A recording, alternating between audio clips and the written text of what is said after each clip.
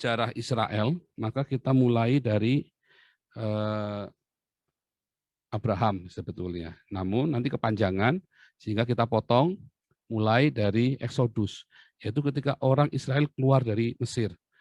Nah, mengenai keberadaan Israel di Mesir ini, itu ada ditulis di dalam piramida di Sudan ya. Ditulis itu juga ada namanya the land of Shashu Jehovah ya. Itu menunjukkan ada keberadaan orang Israel yang kemudian mereka pergi meninggalkan Mesir untuk pergi ke sebuah tanah untuk menyembah dewa yang bernama Jehovah. Nama the land of Shashu Jehovah. Nah, itu ada di piramida di Sudan. Dan ada banyak sekali bukti-bukti yang lain. Ya, ada bukti-bukti yang lain untuk menunjukkan keberadaan orang Israel ini. Nah, Alkitab tentu saja sudah menuliskannya ya. Namun kita percaya dari arkeologi nanti beberapa saya akan terus tunjukkan beberapa arkeologi bahwa itu memang ada fakta-fakta tersebut itu ada. Ya bukannya bohong-bohongan. Lihat ini ya, ketika mereka sampai di Sinai ya, maka itulah awal dari konstitusi. Sebentar, saya lupa ya, ini tanggal 5 bulan Sivan. Nah, ini belum tak tulis, tanggal 5 bulan Sivan. Ya tahunnya ya jelas tahun 2005, 7, 7, 6. Sebentar, saya lupa tadi, koreksi tadi tahunnya ya. Jadi itu pada tanggal 5 bulan Sivan itu ya, yaitu pada saat hari raya Sukot. Hari raya Safot, hari raya turunnya hukum Taurat ya kepada Musa dan seluruh orang Israel. Disaksikan 2 juta orang Israel ya. Sebentar saya mau hitung dulu ya. Wah, itu mengerikan sekali ya. 2 juta orang Israel itu menjadi saksi firman Allah itu dari Yehova Elohim turun. Nah, Torah itu adalah sebuah konstitusi dasar negara mereka, dasar berdirinya bangsa dan negara Israel. Ya sama seperti Anda punya Pancasila di Indonesia. Nah, Torah itu Pancasilanya mereka. Ya. Nah, jadi saudaraku, ketika orang Israel itu mendirikan menjadi sebuah bangsa, ya, wah itu nggak main-main ya, itu nggak main-main itu. Maka, nah ini kurang lebih tahun 3760. Sebentar ya, saya tunjukkan dulu tanggal 5 bulan Sivan. Nah ya, tanggal 5 bulan Sivan ya. Tahunnya sekitar tahun 3750. Kok tahun 3750. Tambah 1446. 4, 5 kurang 1, 7, 6, 3, 2, 3, 1, 4 kurang lebih ya. Kurang lebih ya. Ini saya hitung mundur dari 5781. Saya hitung mundur jadi 2316. Tahunnya Yahudi ya, tanggal 5 bulan Sivan itu kira-kira hari raya Safot, turunnya hukum Taurat ya. Kurang lebih itu.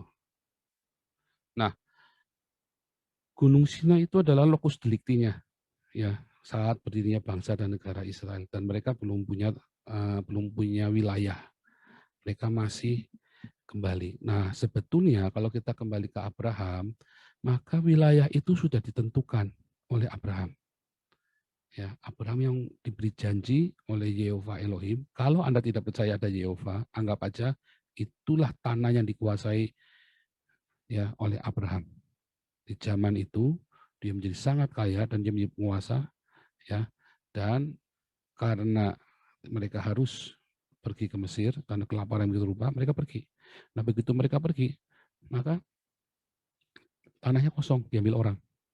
Ya, diambil sama orang-orang Kanaan ini. Semua bekas-bekas tanahnya Abraham itu semua diambil semua. Tidak ada yang tersisa tentunya. Karena 400 tahun, bayangin ya.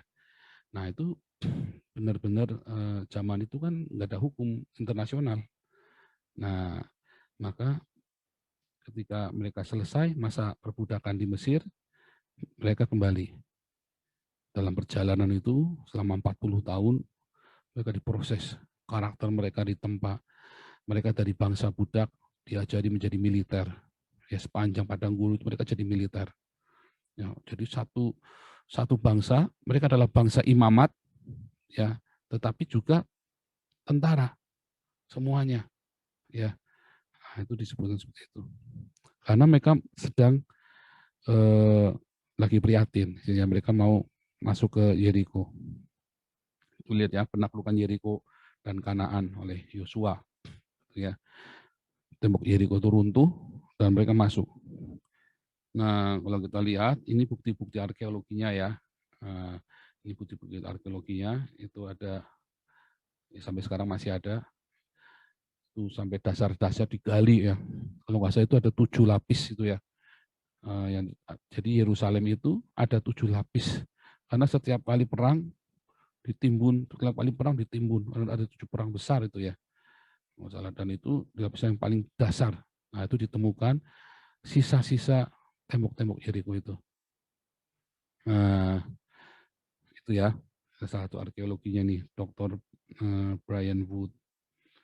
Saya tunjukkan. Ini semua ada arkeologinya. Jadi tadi saya katakan di awal depan, Alkitab bukan saja menjadi kitab yang suci, yang disucikan, tetapi bagi orang-orang sekuler, ya, banyak teolog-teolog yang akhirnya menjadi sejarawan. Salah satunya Profesor Daniel Snell, Susan Weiss, ya, bukunya itu History of the World ya. Karena mereka melihat begitu baca Alkitab, mau nggak mau mereka harus tahu sejarah. Nah, termasuk saya sendiri, akhirnya saya masuk ke sejarah. Karena ketika saya berapologet, banyak orang nggak tahu sejarah, ngawur. Orang-orang yang nggak tahu sejarah ini, asal ngucap saja, dia nggak tahu sejarahnya. Nah, akhirnya saya belajar sejarahnya. Nah, ini lihat ya. Dan kemudian di masa Yosua, kemudian berganti ke masa hakim-hakim, itu semua tertulis semua dengan rinci ya di dalam Alkitabnya orang Yahudi, yaitu perjanjian lamanya orang Kristen. Nah, Daud ditahbiskan, diurapi menjadi raja. Dari Saul menjadi Daud ya. Nah, arkeolog juga menuliskan ya bahwa di situ seorang arkeolog yang bernama Elad Mazar mengumumkan bahwa dia telah menemukan di Yerusalem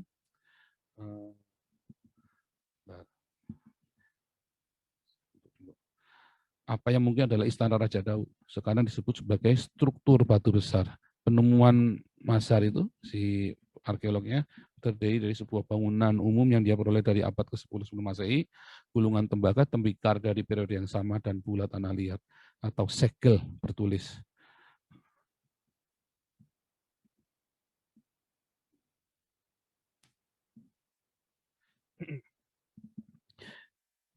Dari Yehukal, putra Selimiah, putra Shefi, seorang pejabat yang disebutkan setidaknya 2 kali dalam Yeremia. Nah, pada Juli 2008 dia juga menemukan bula kedua milik Gedalia ben Pasyur yang disebutkan bersama dengan Yehukal dalam Yeremia 38 ayat 1. Penggalian tersebut disponsori oleh Shalem Center dan dibiayai oleh Bankir Investasi Amerika. Wah, komplit semua itu ya, ada semua. Penelitiannya dibiayai. Jadi, itu yang besar ya. Waktu saya di Berlin itu satu Mesopotamia digali itu ya. Waktu saya di Museum Insel Berlin itu, wah, dari jam 10 pagi sampai jam 5 sore saya muter itu di Museum Insel Berlin itu ya. Wah, kakinya sampai mau putus itu.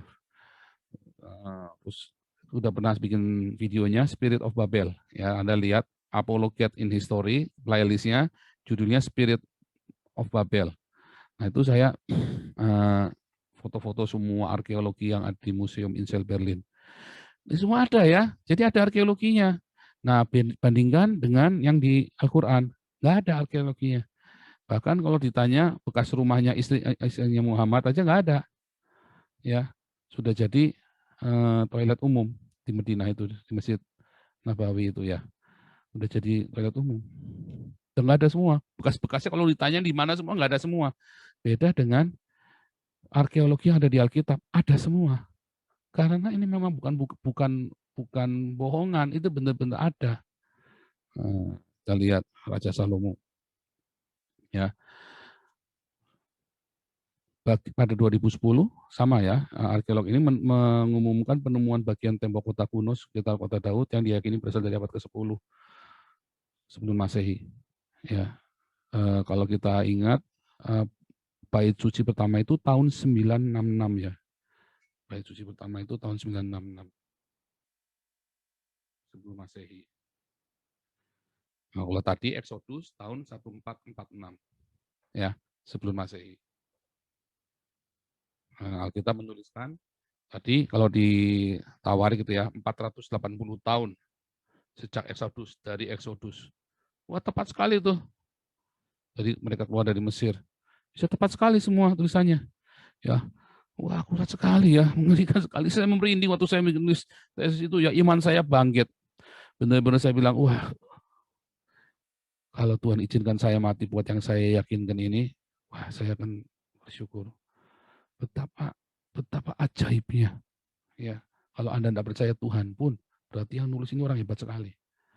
Nah, ini adalah konstruksi paling signifikan yang kami miliki dari masa bait suci pertama di Israel.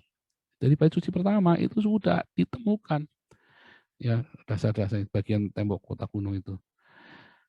Nah, di abad 10 itu lihat tadi ya, 966 BC itu sebagai masa pemerintahan Raja Salomo. Ini gambarnya waktu Salomo disuruh memberi keputusan, ini bayinya punya perempuan yang kiri apa yang kanan. Terus Salomo bilang ambil pedang aja. Nah, ini gambarnya itu ya. Nah, terus kerajaan terpecah jadi dua. Sebentar ya, ini saya lupa tadi sempat update tadi karena saya sebentar. Ya, ini kerajaan kemudian setelah Salomo meninggal, kerajaan terpecah jadi dua ya, Rehabeam dan Yerobeam. Nah, ini adalah sebuah patung lembu emas yang dibuat oleh Yerobeam supaya orang Samaria jangan pergi ke Yehuda. Ya. Nah, sampai dengan hari ini, Torah Samaria itu juga masih dianut oleh beberapa orang-orang Yahudi Samaritan. Ya, masih ada dianut. Nah, jadi membuktikan bahwa memang cerita ini benar-benar ada. Batu percaya negara ini. Nanti kita lanjutkan lagi. Nah, ini waktu Israel yang Samaria itu ditaklukkan oleh ini ya, Tiglat-Pileser, Asyurbanipal, sama Sargon, ya. Ini semua dari sini, ditulis semua, ada di Museum Insel Berlin tuh. Ya, ini apa namanya? Stelanya nih. Batu berpahatnya ini ada semua di sana. Nah, waktu itu saya foto-foto juga ada. Jadi ini ada semua ceritanya, baik yang ditulis di Syria, baik yang ditulis yang dalam Alkitab Yahudi ini atau perjanjian lamanya Kristen. Ajaib sekali ya, luar biasa sekali. Wah, mengerikan sekali ketepatannya. Kemudian setelah orang-orang Israel dibuang, nanti saya tunjukkan petanya. Nah, orang-orang Yahudi juga 200 tahun kemudian, ya tahun 580. Tadi orang-orang Israel itu tahun 700, orang-orang Yahudi, orang-orang Yehuda tadi, ya itu tahun 580-an. Nah, inilah Menara Babel. Ya, bukan Menara Babel. Patungnya Nebukadnezar. Nah, ini patung Sadrah Mesah kan. Cerita Sadrah Mesah Abednego. Yang disuruh menyembah patungnya Nebukadnezar. Ya kan? Nebukadnezar. Nebukadnezar ini yang tahun 586 yang mengalahkan Yehuda ya. Nah, terus ini tadi ya, ini ceritanya Daniel dengan zamannya Darius. Ya, Raja Darius. Ini zamannya Nebukadnezar.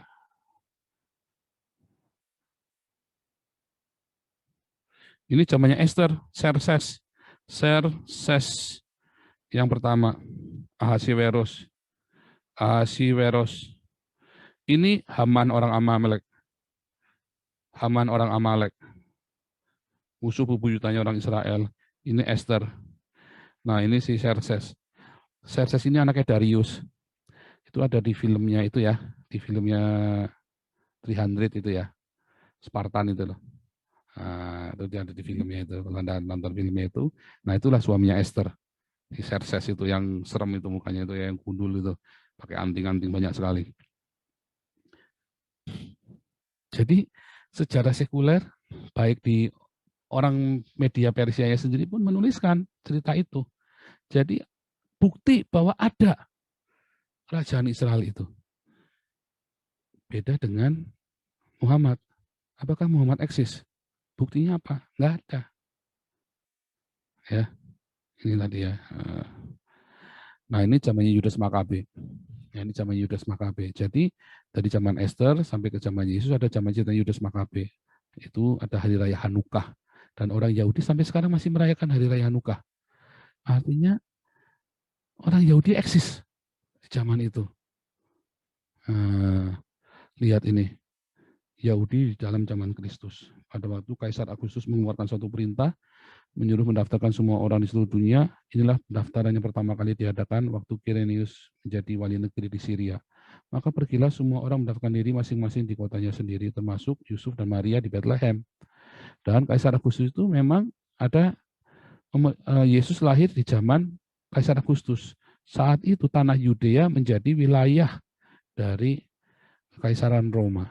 Jadi ada, eksis orang-orang Yahudi itu. Nah, unik sekali ya, unik sekali. Dan ini tulis dalam Perjanjian Baru, walaupun ini berbahasa Yunani, ini kan berbahasa Yunani. Yesus itu saat itu bisa 3 bahasa ya, bahasa Yunani, bahasa Ibrani, dan bahasa Latin. Rata-rata orang Yahudi saat itu bisa 3 bahasa. Dan Perjanjian Baru atau Tuhan Yesus sendiri mengajar dalam bahasa Yunani, bukan bahasa Aram, bukan. Salah itu film The Passion of Christ itu. Ya, ini bahasa Yunani. Nah, nanti kalau mau tanya di kelas evangelis, itu udah pernah saya jelaskan juga, udah saya bikin video juga ya. Yesus mengajar dalam bahasa Yunani. Namun, kita lihat di dalam penangkapan, waktu Paulus ditangkap di di Alexander, di Yerusalem, maka Paulus berkata-kata kepada orang Yahudi dalam bahasa Ibrani. Artinya mereka bisa bahasa Ibrani walaupun mereka kesehariannya berbahasa Yunani. Ya. Dan kalau kita baca di Kisah Rasul 21, ya, para rasul tetap melakukan adat istiadat yang tertulis di dalam Torah walaupun mereka sudah Kristen. Yaitu orang-orang Yahudi. Kalau yang non-Yahudi ya enggak. Tapi kalau orang-orang yang Yahudi dia pasti melakukan Torah. Ya, ada satu. Walaupun mereka Kristen, mereka melakukan Torah sebagai identitas. Ya, coba kita buka dulu ya, Kisah Rasul 21.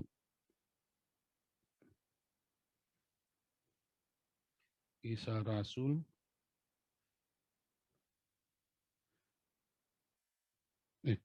Kisah Rasul 24 ya. Ini tadi ya, Kisah Rasul, Paulus berbicara kepada orang Yahudi dalam bahasa Ibrani. Kan Perjanjian Baru ditulis dalam bahasa Yunani. Ya, dan ia berbicara dalam bahasa Ibrani kepada orang-orang yang nangkap dia itu. Ya, orang-orang Yahudi. Sama seperti kalau orang Cina Medan, lagi meeting di kantor, kita pakai bahasa Indonesia. Begitu lagi ruwet, mereka ngomongnya bahasa Hokkien semua. Waduh, galau saya kalau udah begitu tuh. Udah, diam ini Indonesia, saya bilang begitu. Jangan pakai bahasa Dewa, saya bilang begitu kan. Ya susah, mereka dari kecil, dari TK ceprot, dari lahir ceprot, lahirnya pakai bahasa Hokkien. Jadi mereka ketemu temannya mereka yang Hokkien semua yang ngomongnya Hokkien. Ya saya jadi kambing congek dengerin mereka ngomong. Ini ya di Kisah Rasul 21 benar ya, Kisah Rasul 21 deh. Nah benar ya. Nih pertemuan Paulus dengan Yakobus, lihat ya. Lihat ya. Saudara, lihatlah beribu-ribu orang Yahudi telah menjadi percaya, maksudnya percaya kepada Yesus ya. Tetapi mereka semua tetap rajin memelihara hukum Taurat, yaitu orang Yahudi tetap melakukan Taurat. Jadi, walaupun dia Kristen, orang Yahudi tetap melakukan Taurat. Kalau yang non-Yahudi nggak perlu, itu kan sudah tulis kepada orang non-Yahudi. Ya, bahkan Paulus sempat difitnah, katanya, kami mendengar engkau bahwa engkau mengajar semua orang Yahudi yang tinggal di antara bangsa-bangsa lain untuk melepaskan hukum Musa. Enggak, ayo bernasar-nasar sekarang. Paulus disuruh bersumpah. Ya, bernasar namanya ya, disuruh bernasar. Tapi intinya bahwa orang Kristen yang Yahudi tetap melakukan Torah sebagai apa? Identitas. Identitas. Ini penting sekali nanti. Makanya Yakobus tegur, benar nggak? Nggak benar. Ayo, ya ini sebagai identitas. Orang-orang Islam kan suka memfitnah. Katanya Paulus yang membuat orang-orang nggak bikin Torah. Enggak, kalau orang Yahudi tetap Torah. Kalau orang non Yahudi ya kita nggak perlu Torah, kita bukan orang Yahudi kok. Torah itu hanya bagi orang Yahudi. Gitu ya. Nah, sekarang kita lihat. Nah, ini tahun 70 ya. Jenderal Titus, anaknya Vespasianus, kaisarnya, ya merubuhkan Yerusalem. Merubuhkan Yerusalem. Wah, serem waktu itu ya. Semua orang Yahudi yang ada di Yerusalem dibunuh, disalib di tembok. Karena kayunya habis. Nah, itu dicatat sama yang namanya Flavius Josephus. Ini sejarawan Yahudi. Ya,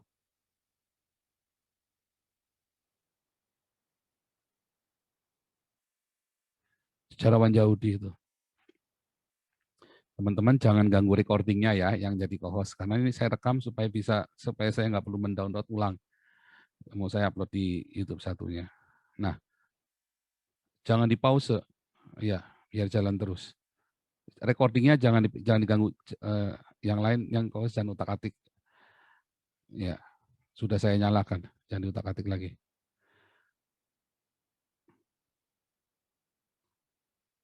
Nah, lihat ya, akhirnya mereka terpencar ke seluruh dunia. Ya, terpencar ke seluruh dunia. Ada di Rusia, ada di Afrika, sampai ke Australia, sampai ke Eropa, sampai ke Afrika, sampai ke Amerika. Mereka ada di mana-mana. Ya, diaspora terpencar keluar. Kebetulan ini adalah diaspora yang hari ini. Ya, bukan diaspora yang zaman ini adalah diaspora, tapi intinya ada terpencar. Nah, dimulailah itu ya sejak tahun 70 ini benar-benar terdiaspora mereka semua. Karena Yerusalemnya lenyap. Tahun 132 ya ada Bar Kokhba, pemberontakannya Bar Kokhba. Kalah. Waktu kalah, orang Yahudi tidak boleh masuk ke Yerusalem. Bayangin. Ya, dan mereka menjadi orang asing di seluruh dunia, terserak. Ya, terserak di seluruh dunia. Itu ditulis dalam Yeremia 29. Yeremia yang berdoalah bagi kesejahteraan kota. Yeremia 29. Kemana aku serahkan kamu? Ya, kemana aku buang? Berdoalah bagi kesejahteraan kotanya. Ya, menarik sekali ya. Coba kita buka ya. Yeremia 29. Jadi Alkitab itu sudah menuliskan semua apa yang akan terjadi dengan orang-orang Yahudi ini.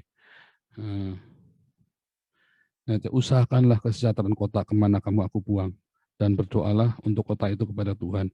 Sebab kesejahteraannya adalah kesejahteraanmu. Ya. Orang Yahudi itu adalah warga dunia.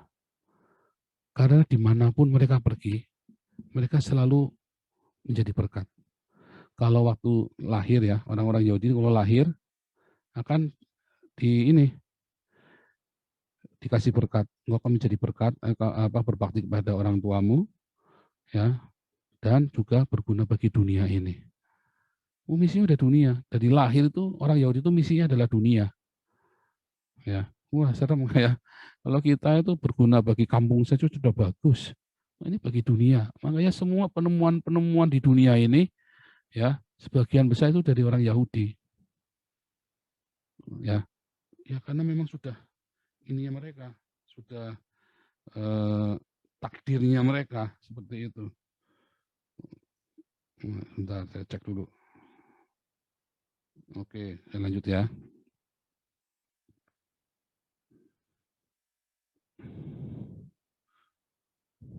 Nah ini ya. Jadi sebenarnya pernah terjadi diaspora ya, waktu orang Israel, Samaria dihancurkan oleh Raja Asyur, ya, mulai dari Tiglat-Pileser sampai ke Salmaneser V, termasuk Sargon II, Asyurbanipal, semua itu ya di situ tuh. Wah, ini orang-orang Israel, termasuk orang-orang Israel ini dibuang juga orang-orang Ismail sama orang-orang Asyur ini. Ya, itu tahun berakhir antara tahun 733 sebelum Masehi sampai 722 dan mereka hilang. Hilang. Mengapa hilang?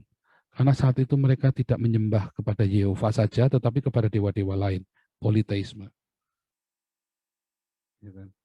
Politeisme mereka. Mereka tidak setia kepada Yehova. Ini adalah stela Asyur, ya Asyurbanipal ya.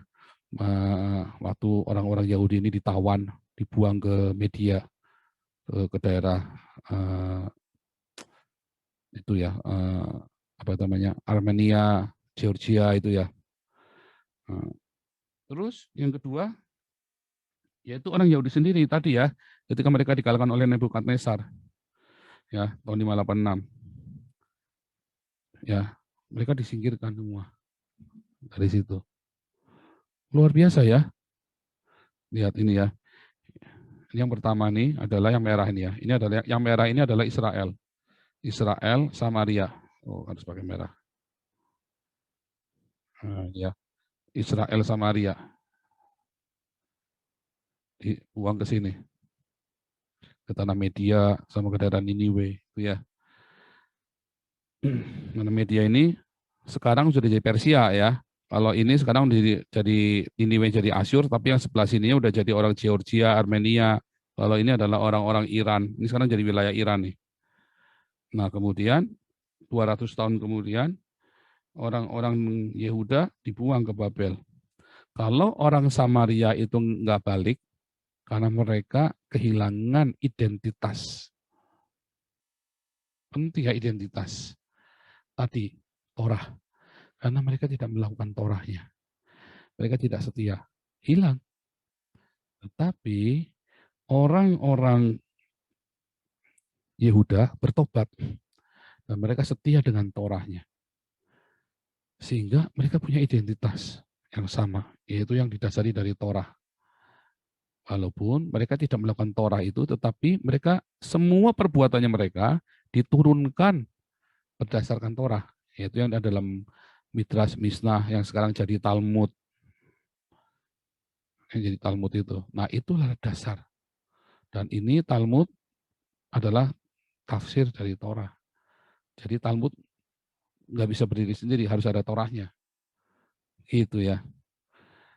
Nah, ini Yahudi diaspora kuno ini ya, yaitu selama beberapa abad sebelum jatuhnya Bait Suci kedua, dan tempat tinggal mereka di negara lain sebagian besar bukanlah akibat dislokasi wajib. Tapi mereka pindah-pindah karena mereka panik lagi perang, tak karu-karuan.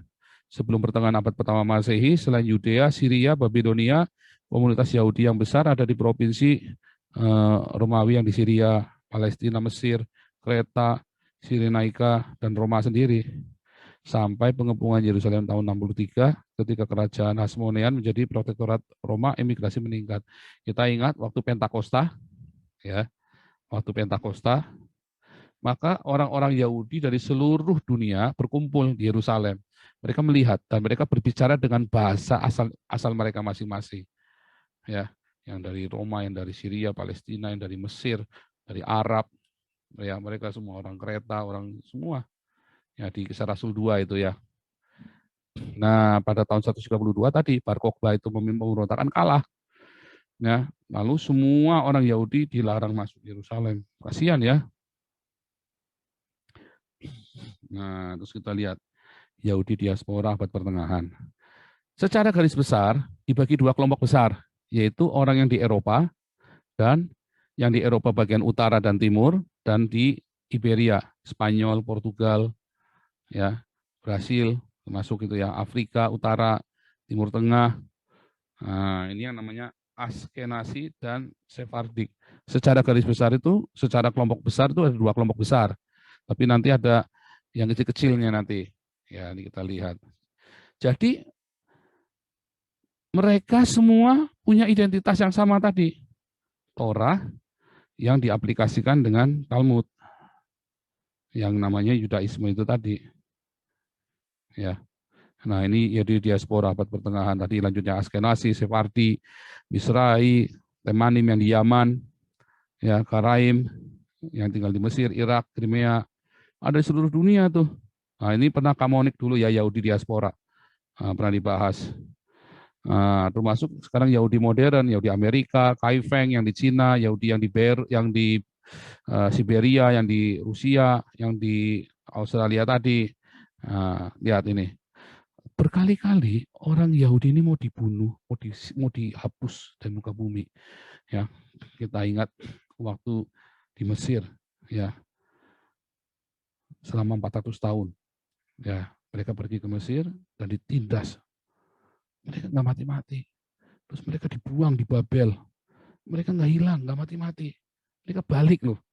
Ya, yang di Syria memang hilang, tapi yang di Babel nggak hilang karena mereka fokus dengan Tuhan mereka, yaitu Yehova Elohim, tadi ya Yehova Sebaot. Perintah pemusnahan Persia oleh Haman tadi ya, zamannya Esther. Kalau kita baca ini Esther 9, lihat Esther 9. Kalau waktu saya baca ini ya saudara, wah saya lihat nih, dalam bulan yang ke-12, yakni bulan Adar, pada hari ke-13, ketika titah serta undang-undang raja akan dilaksanakan pada hari, musuh-musuh orang Yahudi berharap mengalahkan orang Yahudi. Terjadilah sebaliknya. Ketika mereka mau mengalahkan orang Yahudi, terjadi sebaliknya. Orang Yahudi mengalahkan pembenci-benci mereka. Hari pembalikan keadaan. Ya kan? Wah, kalau saudara percaya kepada Yehova Elohim yang kita kenali dalam Yesus Kristus, ya, hari sialmu itu akan menjadi hari keberuntunganmu. Ya, hari sialmu itu akan menjadi hari keberuntunganmu. Haleluya. Kemudian Yerusalem diruntuhkan tahun 70. Orang Yahudi disalib semua, ada 2.000 orang Yahudi, 20.000 atau 2.000, saya lupa angkanya. Udah habis-habis. Tahun 132 tadi, Bar Kokhba kalah. Terus, ini kalau memang benar-benar Muhammad ada ya, kalau memang tahun 620, diusir sama Muhammad dari Madinah, dibunuh, diusir dari Madinah, dari Yaman itu kan, masih ada zamannya Ottoman, Islam itu ya 1100-1200, dipersekusi, masih ada. Diinkuisisi di Inggris, dari Yerusalem waktu perang salib, ya mereka diusir lagi dari Yerusalem, itu Ramban itu kan nggak boleh, waktu lari ke Yerusalem, sinagognya ditutup, dibakar semua ya sama pasukan salib. Inkuisisi di Spanyol abad ke-15, genosida di Jerman, 6 juta orang Yahudi dibunuh, bahkan pengusiran raja-raja pengusiran dari negara-negara Arab tahun 1948 sampai 1973 tetap eksis. Jelek misalnya 1948 sampai 1973 tetap eksis. Gila ini. Bagaimana mungkin sudah mengalami sedemikian rupa masih utuh? Lihatnya, kita lihat nih bagaimana. Saya lupa tulis tahun-tahunnya ya. Ini adalah para antropolog dan sosiolog ya, Ernest Renan, Perancis. Bangsa adalah sekelompok manusia yang berada dalam satu ikatan batin, dipersatukan karena memiliki persamaan sejarah dan cita-cita yang sama. Itulah definisi bangsa. Menurut Otto Bauer, bangsa merupakan sekelompok manusia yang memiliki persamaan karakter karena persamaan nasib, pengalaman sejarah budaya yang tumbuh berkembang bersama dengan tumbuh kembangnya bangsa. Menurut Ben Anderson, bangsa merupakan komunitas politik dibayangkan dalam wilayah yang jelas batasnya dan berdaulat. Menurut Hans Kohn, bangsa itu jadi karena adanya persamaan ras, bahasa, adat istiadat, dan agama yang menjadi pembeda antara bangsa satu dengan bangsa lain. Dan Yahudi memiliki semuanya, kecuali tanah. Karena mereka terusir dari tanahnya. Tadi ya, lokasi tadi ya. Wilayah yang jelas batasnya. Kecuali ini. Tapi ini, Yahudi punya semua. Orang Yahudi di seluruh dunia menjaga adat istiadat berdasarkan Torah dan Talmud. Orang Yahudi di seluruh dunia berbahasa Ibrani. tadi Paulus ya bisa bahasa Yunani, tetap berbahasa Ibrani. Orang-orang di Jerman mereka pakai bahasa Jerman, tetap berbahasa Yahudi. Teman saya yang kemarin itu ya timah Yesus itu tetap dia pergi ke sinagog berbahasa Belanda juga, tetap juga berbahasa Ibrani. Bahasa ibunya mereka, tapi bahasa Ibraninya Ibrani bukan Ibrani yang tinggi ya, tapi Ibrani yang sehari-hari mereka. Nah, kalau di Eropa tadi Yahudi Askenas itu adalah Yahudi yang berbahasa Yiddish, bahasa Ibrani dengan dialek Jerman. Orang Yahudi yang mengklaim tanah Fenisia itu, tanah Palestina yang di Palestina itu sekarang memiliki ras dan warna kulit yang sama. Tadi ras, ya, ras. Orang Yahudi di seluruh dunia memiliki kisah sejarah masa lalu yang sama, diceritakan turun-temurun sebagai sejarah bangsa mereka dari Abraham sampai penghancuran Yerusalem. Ya, fakta itu fakta ya. Oh, coba lihat sekarang bandingkan dengan Filistin. Original orang Filistin. Orang Filistin pertama-tama pindah dari Kreta ke Karya. Dia kemudian dari Karya ke Kanaan, zamannya Ramses, zamannya Mesir itu ya Ramses III. Sedangkan Nabi Amos dan Nabi Yeremia menyebutkan orang Filistin langsung dari Kreta. Dengan jarak 5 hari berlayar, mitos Maspero menyebut mereka dengan rencana perjalanan, sementara merefleksikan kecerdasan mereka dengan buruk. Ini orang bukan orang pintar. Rencana perjalanan yang sementara merefleksikan kecerdasan mereka yang buruk, bersaksi tentang stamina fisik yang luar biasa. Orang-orang Filistin berlayar dari Kreta ke Karya, di mana mereka meninggalkan kapal dan tradisi maritim mereka. Bangsa itu kemudian melakukan perjalanan dengan gerobak sapi melalui jalur kasar sejauh 700 mil. Dan seterusnya. Ya, ini jadi orang Filistin itu mereka dari Kreta. Jadi half Greece. Ya, setengah Yunani. Orang-orang Kreta itu. Nah, bahasanya mereka apa? Bahasa mereka adalah bahasa Asdodit, bukan bahasa Ibrani, bukan bahasa Semitik. Bukan Semitik, tapi Asdodit dari Asdod.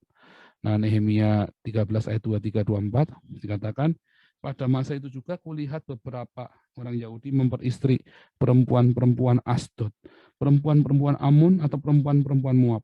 Sebagian dari anak-anak mereka berbicara bahasa Asdod, yaitu bangsa lain. Bahasa Asdod ini Filistin ya, orang-orang Filistin. Dan tidak tahu berbicara bahasa Yahudi. Artinya apa? Mereka bukan orang Semitik. Mereka berbahasa Asdod. Pertanyaannya, apakah orang Palestina hari ini bisa bahasa Asdod? Nggak ada. Lenyap. Orang yang di Palestina hari ini, Hamas itu, bisanya bahasa Arab sama bahasa Ibrani. Nggak bisa bahasa Asdod. Nggak ada. Agamanya, mereka menyembah Baal, Astarte atau Dagon. Sekarang mereka menyembah apa? Mereka menyembah Allah Akbar. Hamas itu. Ya, walaupun ada yang Kristen. Tapi kita lihat orang Kristen yang Yahudi tetap melakukan Torah. Nah, ini semua ya, ada semua tulisannya ya. Jadi ini nggak cek-cek, ada semua. Lihat orang Filistin adalah orang-orang kuno yang tinggal di pantai selatan Kanaan abad ke-12 sampai 600 tahun, dari tahun 1200 sampai tahun 600 sebelum Masehi. Ketika pemerintah mereka ditaklukkan selama berabad-abad oleh Asyur tadi ya, zamannya Tiglath-Pileser sampai ke Tiglath-Pileser sampai ke tadi ya si Asyurbanipal segala, Sargon segala. Lalu akhirnya di bumi ratakan sama Nebukadnezar. Ya, lihat. Setelah menjadi bagian dari kerajaan dan penggantinya, yaitu kekaisaran Persia, mereka kehilangan identitas etnis mereka yang berbeda dan menghilang dari catatan sejarah arkeologi pada akhir abad kelima. Nah, ini ya, ada sumbernya. Jadi orang-orang Filistin sudah nggak ada, sudah hilang. Persis dengan orang-orang Israel Samaria, udah nggak ada jejaknya, hilang semua. Mereka dibuang, ya, dibuang ke Asyur, ke Babel, ke Persia, lenyap, sudah nggak ada. Sama dengan orang Ismail juga bareng-bareng. Ya menurut Susan Wise juga, kalau Anda baca bukunya Susan Wise, History of the World, ya, bukunya ada di Gramedia. Sama. Nah, terus ada, perjanjian Balfour. Nah, ini perjanjian Balfour ya maksud saya ini. Nah, kemudian nanti kita diakan ini ya, aliyah dulu ya. Sebenarnya aliyah ini artinya kembali ke Yerusalem. Kembali ke Yerusalem ini sudah ada dari zaman periode Bait Suci yang kedua, yaitu orang-orang Yahudi waktu zamannya Ezra Nehemia, mereka kan tersebar. Ya, ada yang di Babel, ada yang di mana-mana. Karena ini ya, kalah mereka, kalah perang. Waktu Bait Suci kedua dibangun, maka mereka kembali ke Yerusalem. Nah, terus ada Herodes. Herodes ini bukan orang Yahudi, dia orang Edom, tapi proselit. Ya, juga mendorong aliyah dan sering memberikan jabatan-jabatan penting seperti jabatan imam besar kepada orang yang kembali, jabatan politis memang, tetapi tujuannya memang politis, tetapi tetap menguntungkan orang Yahudi. Ya makanya kalau kita lihat imam-imam ini sangat akrab dengan Herodes, walaupun Herodes ini bukan orang Yahudi asli, tapi dia diproselitkan menjadi orang Yahudi, menjadi Yudaisme. Terus tahun 200-500 setelah kekalahannya Bar Kokhba tadi, ya maka itu menjadi pusat ya di ada dua Talmud ya itu ya, nanti ada Talmud Yerusalem, ada Talmud Babilonia. Nah itu menjadi pusat studi dan mereka kembali ke Yerusalem untuk belajar. Nah kemudian abad ke-10-11 ya ada Yahudi Karaite juga tahun 1200 sampai 1800 banyak orang mulai kembali. Lihat mereka kembali aliyah. Artinya mereka memang kembali kepada tanah airnya mereka. Nah, dan connecting dengan orang-orang Yahudi yang sampai hari ini. Coba secara Sionis, gelombang aliyah yang berbeda dimulai dengan kedatangan Biluim dari Rusia tahun 1882. Termasuk di zamannya Ottoman Palestina. Mereka balik. Orang-orang Yahudi di Rusia dianiaya, ya, dan mereka balik ke Yerusalem. Terus aliyah pertama, ya ini sudah dijelaskan sama Ibu Monique Reker, saya cepat aja. Aliyah kedua tahun 1900, ya. Terus Inggris Palestina, ya zaman aliyah ketiga. Mereka balik semua dari Eropa Timur setelah Perang Dunia Pertama. Ya, apalagi kemudian terjadi banyak sekali penganiayaan. Lihat, ada aliyah keempat tahun 1924-1929, ada 82.000 orang Yahudi. Aliyah kelima tahun 1929-1939, ada 174.000 orang. Tambah banyak 900.000 ya masuk. Terus ada aliyah ilegal tahun 1939-1948 karena panik. Ya, mereka di stop sama Inggris sama Amerika, nggak boleh. Tapi mereka nekat. Nah, itu sebenarnya ilegal. Terus kapalnya merapat ditabrak sama Inggris. Serem ya, ditabrak banyak yang mati waktu itu. Nah, itu karena bilang udah kuotanya sudah cukup, mau produksi lagi. Karena waktu itu Inggris bikin perjanjian sama Pan Arab, yaitu memberi nggak apa namanya dua kaki. Waktu itu bermain dua kaki Inggris. Nah itulah awalnya ruwet itu. Pan Arab itu. Tadinya ada nggak orang-orang Palestina itu? Nggak ada, kosong. Itu tanah tak bertuan, ya kan, kosong. Tetapi karena Pan Arab ini kan dia memberontak dari atasannya, dari raja-raja Turki, raja-raja Yordania, raja-raja Arab, raja-raja Irak, zaman itu kan, raja Syria, dijanjiin Pan Arab ini, yaitu orang-orang Palestina ini, Palestina yang baru ini negara bagian. Nah, masuk tuh. Zaman itu ya sudah masuk 688.000 imigran. Sudah total sudah ada 600 hampir sudah setengah juta orang Yahudi yang ada di yang balik. Ini bukan icip-icip, bukan coba-coba. Ini diniatin serius. Ya, yaitu mereka mulai digelar negara awal itu ya tahun 1948. Lihat ini jumlah populasinya nih ya. Cepat sekali nih ya. Intinya dari semua total itu dari 100.000 ya dari tahun 48 tahun 53 sudah 723.000. Nggak kelihatan ya. Nggak kelihatan ya. Terus mereka bangun tuh kotanya tuh. Dari kota yang begini, sekarang jadi megah. Sementara di Palestina, nggak dibangun mereka. Uangnya buat beli roket. Loh, lihat orang Yahudi. Dari kota yang gersang, jadi metropolitan. Di Palestina, nggak dibangun beli roket. Ya, nih, semua. Zaman ini semua. Wah, serem ya. Oke, sampai sini dulu.